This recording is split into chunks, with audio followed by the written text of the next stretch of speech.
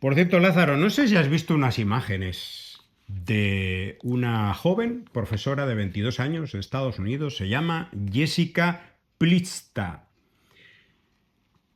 Estaba en una entrevista en la calle y de repente llegan unos agentes de la policía, se la llevan, la arrestan. ¿Qué habría pasado?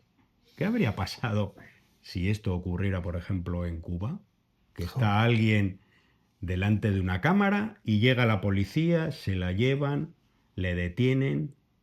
Bueno, pues por ejemplo, ¿qué habría pasado? Que después de salir, porque esta persona al cabo de X horas sale de la comisaría, donde dice que la han tratado como una delincuente, etcétera.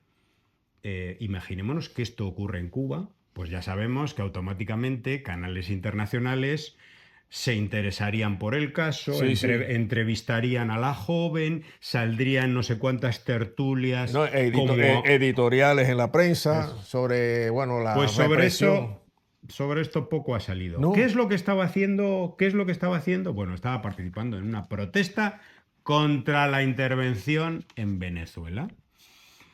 Una joven estadounidense, he mencionado su nombre, era detenida, estaba protestando contra el bombardeo y el secuestro del presidente Nicolás Maduro y Cilia Flores, y al ponerla en libertad, dijo, estas fueron sus palabras.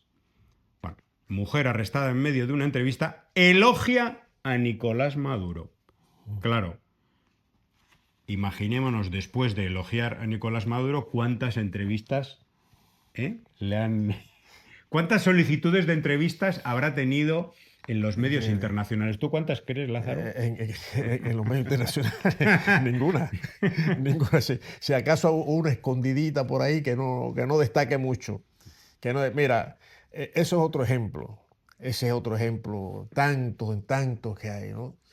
Cuando, si fuera en Cuba, tú dices, si hubiese sido en Cuba O en ah, Venezuela. o en Venezuela, se habla, bueno, la represión de la dictadura, o sea, Libertad de la expresión, libertad de libertad de expresión, prensa. libertad de prensa, que falta.